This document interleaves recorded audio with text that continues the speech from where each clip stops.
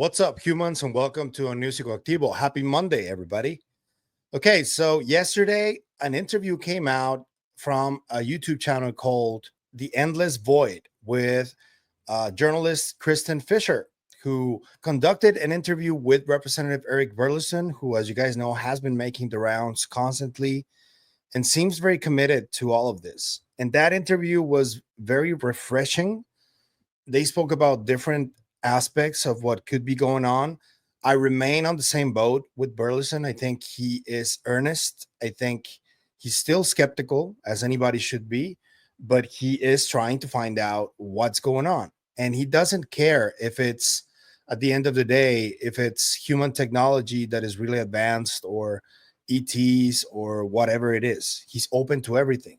I think that's how everybody should be.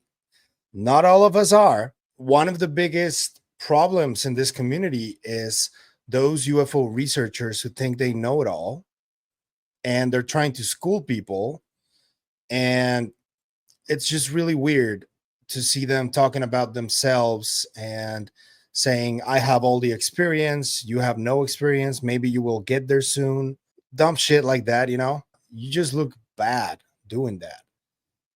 There's a lot more new people that is coming on this topic. And with people like you discouraging people like, for example, me, who is really new at this, I don't think a lot of people are going to want to stick around even.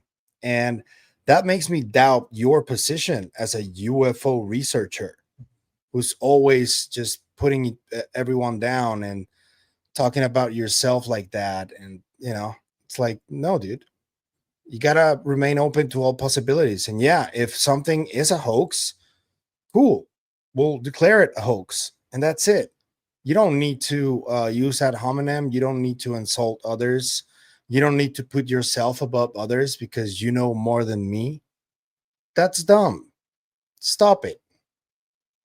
Whatever you think of Burleson, I think that he's doing a good job. I think that he is earnestly trying to find out what's going on. A lot of the hurdles that he's found and Ana Paulina Luna have found have more to do with the level of access that, for example, the Senate Armed Services Committee has that they don't have. That's a problem. So what is Burleson trying to do now? Let's see what he told journalist Kristen Fisher on The Endless Void. You and other members of the UAP caucus have said that you were hoping to have the next big UAP hearing this month in July. Now it's been postponed until at least September. Why the delay?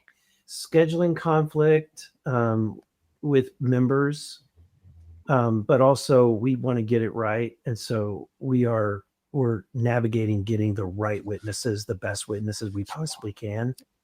And so by that, do you mean firsthand witnesses? Yeah, we're focused on trying to get people that have got firsthand experience that can bring new conversations. Firsthand experience with what? With non-human intelligence. Do you think you can get that? We'll see.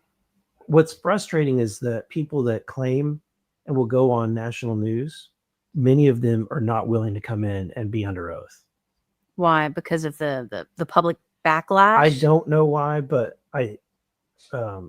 yeah, many of them are not willing to come in. That's because, and according to sources that I have, that I've been speaking to, some of them are first-handers too. They've been intimidated. They've been threatened. They've been trying to get doxxed. They've been hacked. There's a lot of tactics that the secret keepers use in order to stop these people from coming forward. So that's one. Let's see a different one that I want to show you too, because this one has to do with David Grush and the work that he's been doing behind the scenes. And it does feel like there was so much momentum in 2022, 2023. Grush testifies, and then it does feel like it stalled a bit, right? The momentum? Well, honestly, I think it's accelerated. The momentum as far as a public hearing, maybe per se, has slowed. But behind the scenes, there's been a ton of activity that's happened. So what am I missing? Like movement on whistleblower protections, UAP Disclosure Act. Is that what you're talking about? Well, there's that. But as far as getting the right briefings that we need, We've got movement there. We've got a change in leadership that is opening up an opportunity to get some more information to the Disclosure Task Force that was previously blocked. We have, with David Grush is leading the way, getting, helping us identify locations, sites, and the people to talk to. Some people we may have to subpoena to come forward. So he's got a categorization of friendly witnesses and then the hostile witnesses that we'll have to subpoena. And then there's like a middle category of people that would be friendly, but they're not going to come forward unless you subpoena them. You think September's a realistic time frame, or could that push? No, I think it's very realistic. The momentum is not slowing, and the amount of time and energy that people are spending on this, members of Congress, is not slowing. It's accelerated. I don't believe anybody's ever put forward this level of intensity on this in any previous Congress. So it is absolutely accelerating, and I would say give us the moment. We want to get it right. We don't want to have a hearing just for the sake of having a hearing. We want to have it be a productive hearing, and so give us that patience. The other thing I would say to the UAP community. Okay, what Burlison is about to say describes something that I've been telling you about for a little bit, that all of these Congress people have folks from different agendas and different plans. They have Corbell and Knapp, they have Russ Coulthart, they have Stephen Greer, all of them with their respective firsthand witnesses or firsthand whistleblowers. And they're currently undergoing a battle to see who gets their whistleblower on the stand during the September hearing. And this is the exact frustration that Representative Burlison is feeling right about now, and that he doesn't want to be involved with all of these fightings. And I share your sentiment, Burlison, because it's really dumb, and everybody feels like their whistleblower is the one that counts. And you guys are not helping the cause by putting other people down and saying, no, my whistleblower is the one that counts, yours doesn't, because you have no credibility. That's what they do. And that can be extremely frustrating and distracting for people like Burlison. So I would advise you, everybody, Corbell, Ross, Greer, whoever else is trying to get their whistleblower there, I would advise you to not get on Burlison's nerves, because if you guys keep it up like this and behaving like children and putting each other down like that, he's just not going to do anything. And the hearing is not going to happen because he can see through you guys, what you guys are trying to do. Is stop being so mean to each other. I mean, the comments on social media and the internal fighting between people in this community, I mean, come on, give each other a break, right? What I really do not like is when somebody hates another person or hates on another person, and if I'm friends with both people, right? I don't want to get dragged into your conflict. That's and don't pull me in either way. I'm gonna stay, I'm gonna stay, what's the best word? Neutral. You're Switzerland. Yeah, I try to be Switzerland. What I tell you a few days ago, why can't we have a fucking Switzerland? And now Burlison, if he's airing it in public like this, it means it got really nasty behind the scenes. And he was witness to some really nasty hating on each other. And he was right in the middle. Just as I told you guys, this is very real. It's happening constantly. And it's really frustrating. And you guys just don't fucking get it. You keep doing this. And now Burlison is having to complain about it in public. And I can guarantee you won't listen. You want your whistleblower to be part of the hearing and the other one's whistleblower to not be part of the hearing because you just don't like the other person. You've never liked them. So I don't know what needs to be done, but now that Burlison is telling you guys to knock it off in public, I think you guys should listen, because we don't have many opportunities to get hearings and you guys are fucking it up. Just saying. Burlison just said it here. Let's look into who the first handers might be.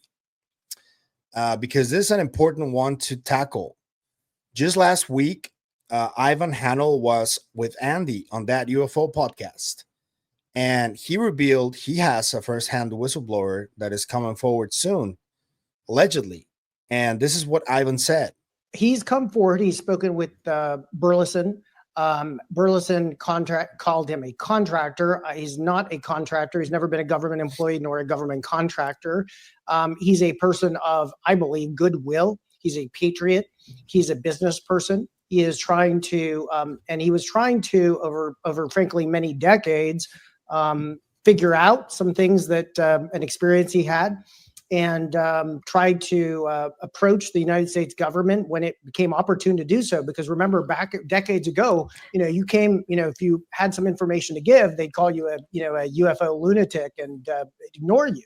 So there really wasn't much to be done.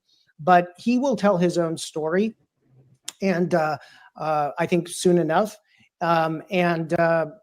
He did come into contact with SSCI and a particular senator, and Era, he has, there's a lot of communications, right? There's a lot of emails and text messages that I've reviewed, and there certainly was meetings and skiffs, and he was just trying to essentially help the United States understand that this fantastic technology that they have is not as it's not as maybe secure as you think, or is not as they figured some things out, and so in trying to share this and maybe make a business venture of it, but it was Tim Phillips did a terrible thing. He said that he was trying to extort the United States government. I want to be very clear. I mean, it's absurd to even think that, and let me tell you why.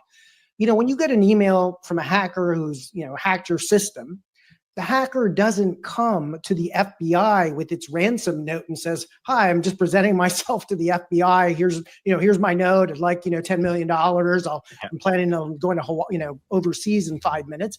They'll arrest you right there. So the idea that somebody would present themselves and try to extort the United States government is absolutely logically crazy, and it makes no sense. So I'm sorry, that's bullshit. So it's a new guy. He's a good person of goodwill. I think he's still trying to work if he can. If the government wants, he'll certainly try to work with the American government and present what he knows. He's already presented quite a bit. Again, I can't qualify his technology or the information, and I've seen very frankly little other than the communications between him and his group and the Senate and Arrow. But I will say it's substantial, and frankly, I think he has been the target, which people don't realize, of a lot of the comments by even Senator Rounds and certainly Tim Phillips and others. I think he is implicated. A lot of what they're saying resonates with some of the things he has going on. So, from my point, I think he's just a good American businessman who is trying to help. And, and it shows you, if Arrow treated, him this way, who was just trying to say, look, I think I've made some discoveries. I don't know what this is, but, I found out certain things that are, have a lot of data behind them. I can only imagine what they did to people who don't have, any means and are government employees and are just, without representation and just feeling vulnerable, Okay.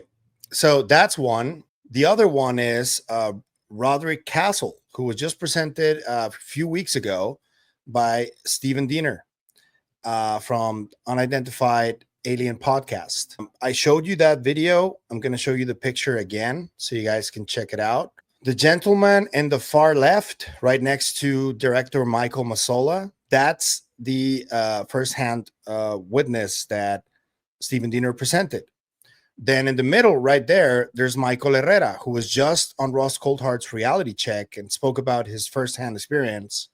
Then we have Jake Barber. We have Matthew Brown, who saw documents firsthand. He doesn't have firsthand experience with craft, as far as I'm concerned, or like biologics, as far as I'm concerned. He was just privy to the Immaculate Constellation program, which is technically firsthand because it's a classified document and he saw it, but I'm not sure what type of first-handers the Congress people are trying to find.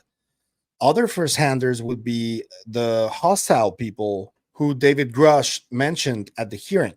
These hostile witnesses could be, for example, Admiral Wilson from the Wilson-Davis notes, General McCaslin, who helped Tom DeLonge and his process when he was starting to get more involved with the government, James Lakatsky, who was head of the DIA and allegedly breached one of these aircrafts and got inside of it. Other first-handers could be Bob Lazar, who would be the ultimate type of witness because he was like one of the very first real whistleblowers that came out. There's a lot of dispute about his account, about what he experienced. I'm sure George Knapp and Jeremy Corbell would love to have Bob Lazar on as their witness. There's also the case of Dan Burrish, who is constantly questioned by George Knapp and other people. We know that Eric Davis recently called him a liar alongside Bob Lazar. We have Richard Banderick, a potential first-hander too, who Eric Davis also called a liar. We have potentially Jay Stratton from that video that I had to take down about his experience seeing this predator-like being who was translucent. He also saw a craft in close proximity, Jay Stratton. There's a lot of first-handers, really. The question is, who is a better first-hander than the other? Who qualifies as the best potential first-hander for this hearing? There's also a couple of people that already recorded interviews with Jeremy Corbell. He stated it multiple times. What I think is going to happen over the next month is that many of these first-handers are coming out with their respective interviews in different media outlets. And Congress is going to watch their testimony on camera, and that's how they could potentially decide on who will go in the stand and who won't. I don't think that it's been decided yet on who's going to be part of the hearing. I don't think Congress people have decided yet either. I think that's why these interviews are going to roll out.